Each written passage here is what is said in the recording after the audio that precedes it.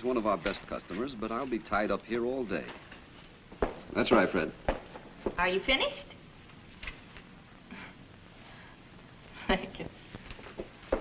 Yes, she'll be out there Monday. Are you finished with your coffee? Yes, I am, Edie. Right. Here, let me give you a hand. Thanks. Anybody want Oscar's coffee? It's gonna be cold. Oh, save it. He likes it that way. Not why he's always late? He's late because he hates meetings. And this committee is on its way to a new record. Edie. Yes? My wife will call about 11. Would you tell her that the furnace man will be there today? Certainly. And you want no interruptions in here, is that right? We'll rely on your own discretion, Edie. And don't be too discreet if we're still here after dark. Cheer up, Pete. I think we can settle this today. Well, now you're talking, Walter. Oh, Edie, call the stationers, have them send over the best computer they have in the shop, and we can all go out and play golf. I second the motion. Oh, now look here, fellas. Well, Ned, I didn't know you were here. I thought we could accomplish something today. Oh, I'm just kidding, baby. We'll discuss this computer problem till it comes out of our ears, if it'll make you happy. Just right. You know, he's not kidding. He does like it cold. Well, I'm a busy man. It goes down faster. Well, come on, let's get started. This committee to investigate buying a computer wasn't my idea. I never thought we needed a computer, and I still don't. Now, Ned, you've got to admit we've all seen some amazing things done by other companies with their new EDP equipment. That's right. And I still say we shouldn't lose our heads simply because we've seen a few people do some tricks with a new toy. A toy? Oh, now, you know better than that, Ned. Whatever we do, whether we put in an installation or not, these instruments are going to change the business structure from top to bottom, just the way the airplane changed the methods of war. That's pretty big talk, Bill. This discussion, as you may have guessed, is slightly rigged to accommodate the substance of our report. But though our businessmen may not be real, their problem is. So is the information they will present about business use of computers. Consider that there are more than 15,000 U.S. companies with 50 to 100 clerks who are potential users of at least small-sized computers. And one can imagine discussions like this in business conference rooms any day. Now, wait a minute. No one is saying we're going to have to change our whole setup. But I've seen too many big technological advances in my lifetime to start ignoring them now. Look what's happened to productivity. That was technology. Our own output has increased 10 times in the last 20 years, largely because of our new production methods. But what about our marketing operation? It's grown enormously. But our marketing methods have hardly changed at all. Oh, we've got the best damn sales force in the whole industry. Yes, but when it comes to distribution, when the goods start moving out all over this blessed country, we can't possibly know what's going on. Now, how do you like that? Here we've had a first-rate business for years, and now suddenly we don't know what's going on. Oh, well, we know how much we're selling, don't we? Yes, but the thing that gets me so excited about these new computers is they handle information with so much speed and efficiency. For the first time, you've got a tool to sharpen your marketing methods and keep them as up-to-date as production. What'll it cost? Well, nobody worried about cost when we put in this conference room. That's right. And I was against that, too. Oh, Ned, why do you always look for ways to cut costs? Sales fall off a little and you want to cut the sales force. You want to reduce advertising. Why, in a dynamic economy like ours, that's the negative approach. Now, a computer may not reduce costs, but if it increases our marketing efficiency, we'll get results. And that's the positive approach. All right, let's say the key question is, what can it do for us? I think it can do plenty. And there are people who can figure out whether it will save us any money. Now, it depends on how it's used. Let's say we let it handle our payroll department. It was Bill Carr who first introduced the possibility of buying or renting a computer.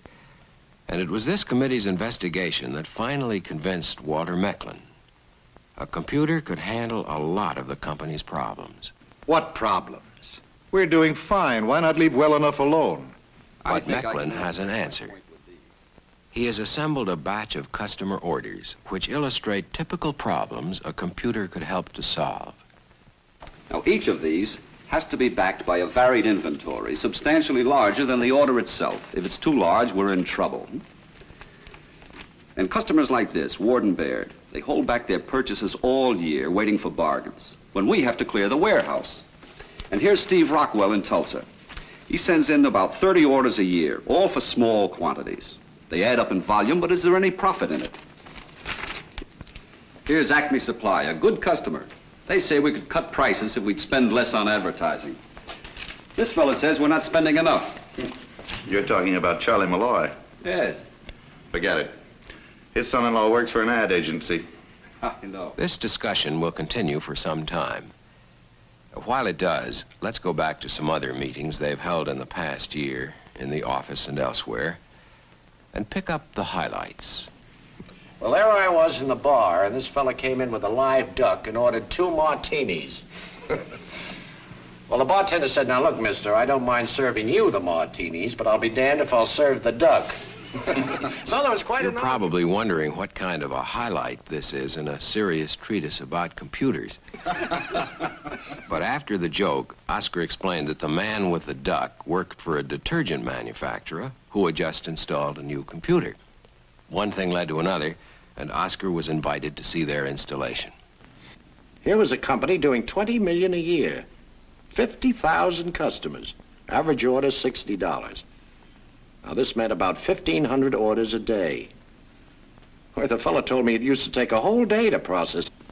The new equipment does all 1,500 in 43 minutes.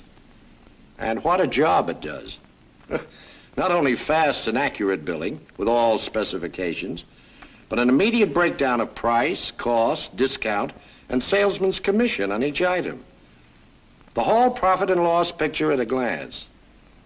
Oh, but the big payoff comes later. Because remember, the machine has stored all the facts you fed into it. And with the right programming circuits, well, at the touch of a button, it can dish it all out again, organized according to your own prescription. So what happens? This company, which used to wait 3 weeks, or maybe longer, to send sales recaps to each department, now has them ready a day after the monthly accounts are closed.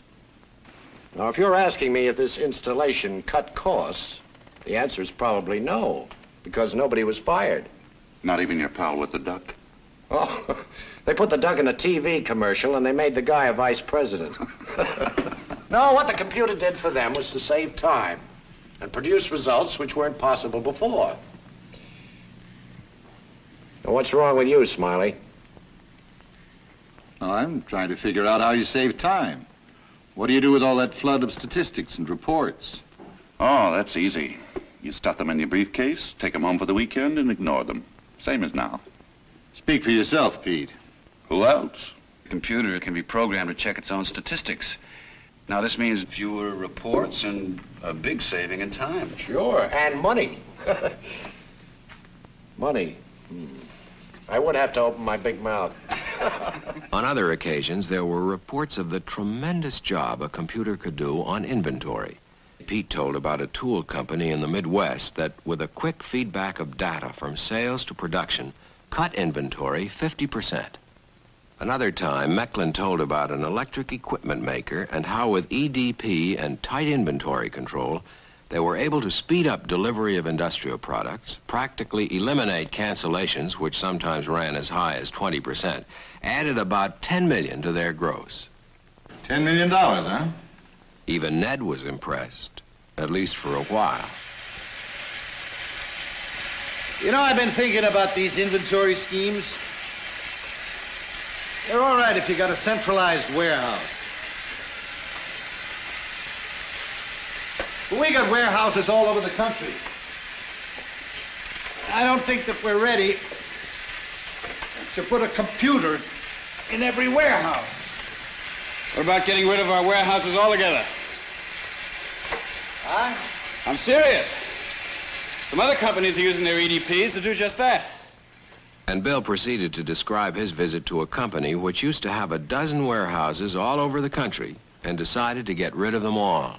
The key to the whole thing was communication. So they set up a network of leased wires, put special transmitting equipment in all their regional offices so that all orders could be sent with a minimum of paperwork direct to the factory. Now, imagine the receiving end of this operation.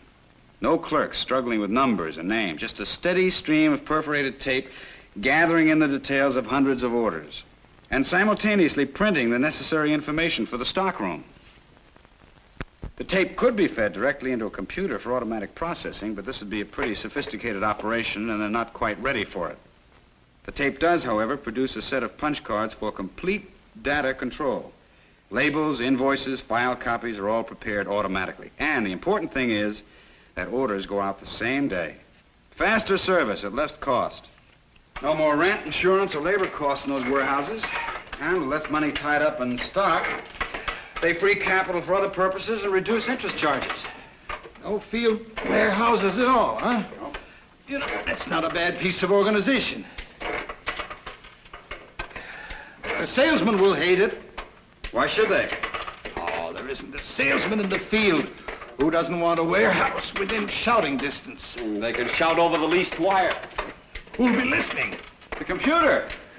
Try telling that to a customer. They have tried. And it works. But, Ned, the point is, when a company installs a computer for a specific purpose, like inventory control or payroll or accounting, that's just the beginning. And Mecklin explained that an ingenious management can get extra benefits by processing in various ways the routine information which the machine accumulates. For instance, knowing a customer's problems is good business, good promotion. And so is the marketing information we can give him. And the computer can help us with both. All right, how? That's what you wanted me to say, isn't it? Well, at least I know you're listening. Of course I'm listening. What else can I do? Well, you can't sell ice to an Eskimo, but you might sell him steam heat. If you have 50 million customers, or even 1,000, how can you know what each one of them needs? All right, ask the computer. But it's a loaded question. Customer service was one of Oscar's favorite topics, too. Now, here's a report on a whole industry that's cooperating with its customers to solve their store inventory problem. Naturally, to help solve some of their own headaches, too. So Oscar described some of the problems in the shoe business. Naturally, finding what a customer wants has always been the main problem. But with thousands of styles, sizes, colors, and materials, the man who runs a shoe store has a continual problem with inventory. Just trying to write out a description of an item can be tedious, wordy, and often inaccurate, while periodic checking of stock can be difficult and even dangerous. It was a group of retailers who suggested how to eliminate these old-fashioned methods. With the manufacturers, they worked out an industry-wide system using EDP. Of course, nothing can change the habits of the customer. But with the new system, every one of those boxes will have a standard punch card identifying the manufacturer and giving a complete description of the item. And when, eventually, there is a sale, then the benefits of the new plan will be apparent. Record keeping will be reduced to a minimum. These cards will be readable by a person or a machine, usable by giant chains with giant computers, or the small local merchant whose computer is a lead pencil. The result? You see, every store will have a daily inventory and sales picture. It'll be a cinch to spot the hot items. Reordering will be easier. The order can be filled quicker because the manufacturer can gear his production to actual sales. Dead stock will be held to a bare minimum, and everybody's happy. There were many examples of improved customer service through use of the computer. As Mecklin put it, you're bound to have a competitive advantage if your computer can help a customer solve a problem or save money. Even if it can't, it's a good sales pitch. But it can. This is your chicken salad sandwich, thank you, Mr. dear. Mecklin, and coffee. Thanks very much. Now, you take the auto parts business, for instance. There's a distributor right here in this town, and if you know anything at all about... and Mecklin explained that they handle as many as 30,000 items, everything from a 5-cent spring that's essential to make the car run, to replacement motors, fan belts, and even antique running boards that may be called for maybe once in 2 years. Customers are the large franchised agencies and mechanics working out of a hole-in-the-wall garage. They all have the same basic problem: limited working capital. They want to keep their inventories as small as possible and still provide top-notch service. So when they need something, they need it in a hurry. Then the distributor is on the spot. But this outfit had been advised by a consulting firm to install a computer. A big investment for a small company. But sometimes it's the small company that needs the extra efficiency most of all. Since the computer provides a complete inventory picture on a daily basis, he can maintain a minimum of each item and safely fill all his orders with about 3/4 of the stock he used to keep on his shelves.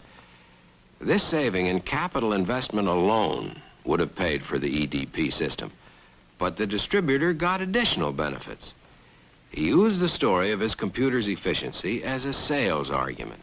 His salesmen, even the fellows who delivered the parts, were able to convince customers they could get better service and safely reduce their own inventory by dealing with him. As a matter of fact, I heard this from my own repairman. There were reports of what other companies were doing, whenever and wherever they got together. Never mind what they did. Gaff the damn fish. Pete did gaff the fish, and it was a nice one. Then he went right on with a long story about the sales problem of a big soft drink company and how they decided to use their computer to analyze the market of every one of their independent distributors. Then they took this analysis to each distributor, showed him how actual sales compared to potential and what he could do to boost them. Yeah.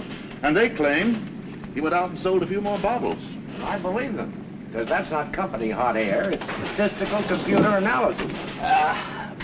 Oh, I still say you need a good, hard-hitting salesman to put across ideas like that. Oh, nobody says that the computer's going to replace the salesman. Or us, for that matter. Well, they may not put us out of business, but they're sure going to put a crimp in our style. You know, nowadays a fellow walks in and he says, what am I going to do about, well, whatever it is? And I say, well, of course, first you have to get all the facts and the figures.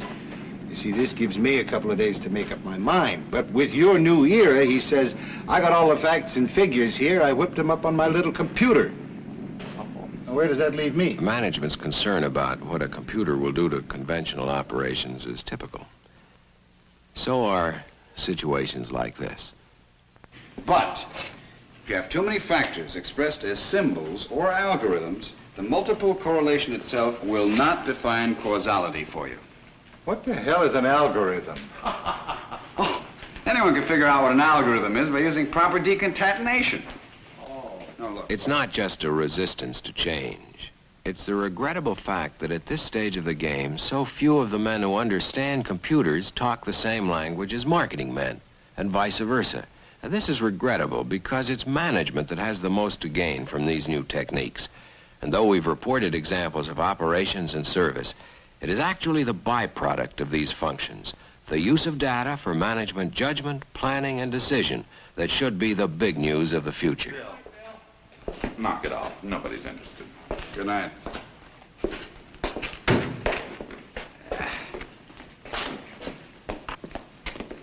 Oscar put the problem this way. Walt, when you come right down to it, how do we make decisions, huh? Guesswork. Most of it based on past experience. Now, if we could take that past and bring it as close as possible to the present, we could reduce the margin of error. We could rectify mistakes before they go too far. Spot a trend before it becomes history. Now, you take the linoleum business where they have to turn out a new line of patterns every year. What happened to Pete? It used to be their machines would spew out miles and miles of the stuff before they knew which one was selling. So one of the companies set up a panel of retailers all over the country, and they had them send in daily sales reports on punch cards. And then they fed these punch cards into the computer, you see. And they got a demand picture almost immediately. So what do? They rearranged their production schedules. Where the hell have you been? Well, come on, let's go. Never fails. Another subject often discussed was the use of a computer as a tool in advertising. Can a machine tell you how much to spend on advertising, where to spend it, or how to do it most effectively? Doesn't this depend on instinct, trial and error, Or, as Ned once said, But it seems to me, when you get to advertising, that's always a matter of judgment. To a great extent. But the machine can digest and process bushels of marketing information in a way that's impossible now. And it can do it so quickly that your judgment or instinct or whatever you want to call it has a chance to make better decisions and correct decisions about your advertising. Well, not just about advertising either. Oh, I read about some company, I can't remember which. They had more than 50,000 accounts on their books. It was only when they got a computer they found out only 2/3 of them were making any contribution to the net profits. now, in case you think these men spent all their time together wrestling with the problem of computers and marketing, let's set the record straight. Here's Pete Gallagher, for instance.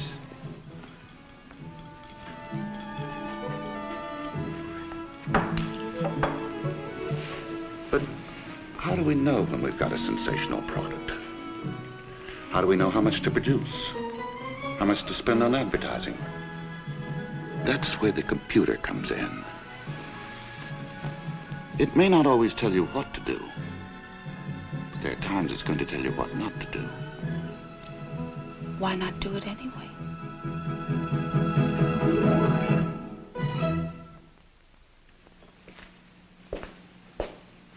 There were, of course, moments like this, too.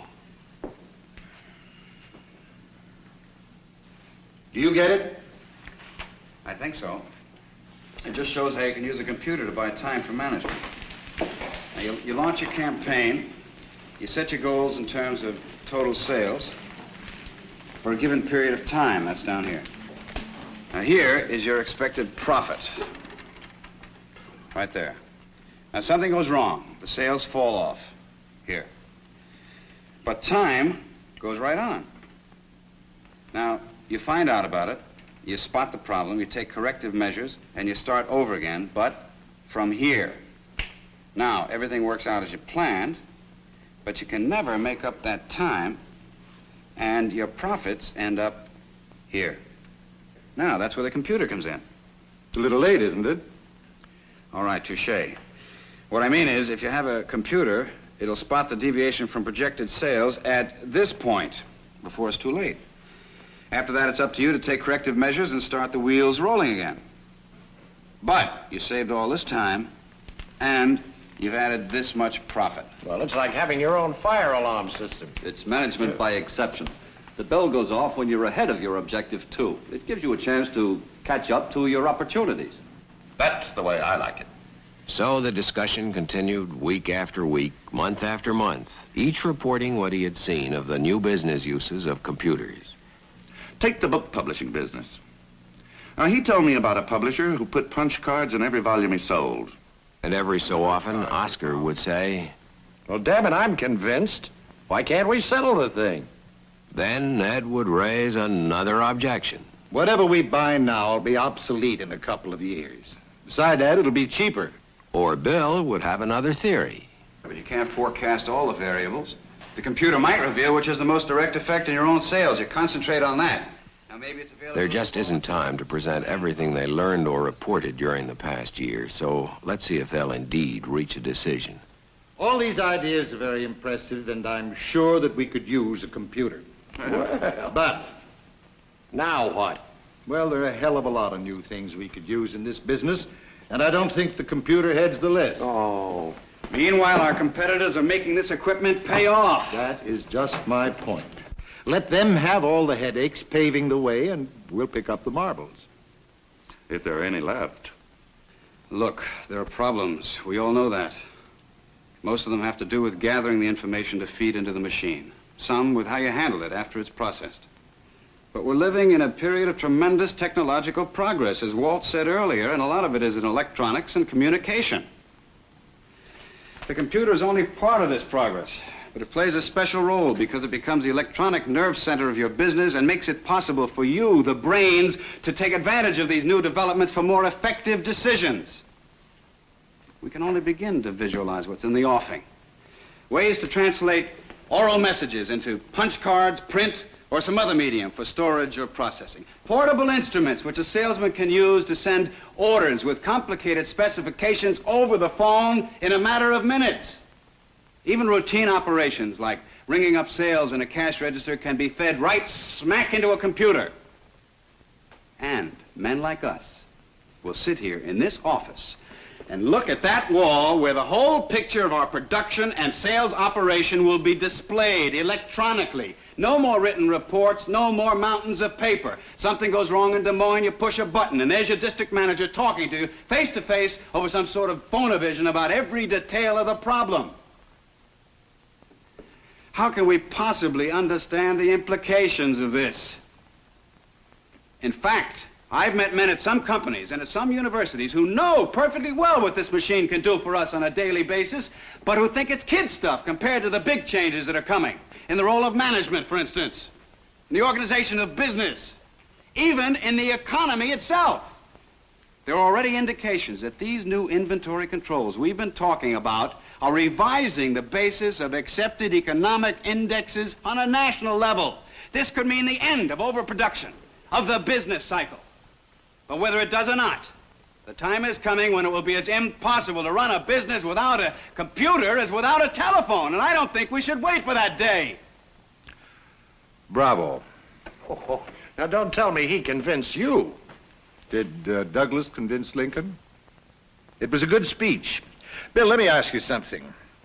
You're so enthusiastic. Would you be willing to give up your present job and concentrate on this gadget if we get one? Well, I don't want to run it, if that's what you mean. The job of planning and integration of the computer will be one of the most important in this company or any other in the next few years. But you don't know anything about planning or integration or all that technical stuff. You're right, but there are experts and consultants who do. Most people have a study made of their whole organization, so they know how to integrate the system. More money down the drain. Far from it. They might even tell you not to invest in a computer. In any case, you get an objective analysis made of your whole business system, and that's worth a lot. You can get help from the manufacturers, too. They'll even give you ready-made programming. And there are so many companies making the computer today, it's a buyer's market. Seen any price tags lately? We may not need to buy the most expensive. So it goes. And how it ends, we'll never know. Well, that can be expensive, too. You can start out using a service center. You can start out leaving well enough alone. Or drop dead. Oh, come on. We do know, however, that this investigation has merely scratched the surface of computer use. That some of the most intricate mechanisms ever designed are now, or soon will be, within the reach of virtually every company. And in the last analysis, it will be the ingenuity and imagination of men like this that determines what the fabulous development of EDP will accomplish for business and for all of us.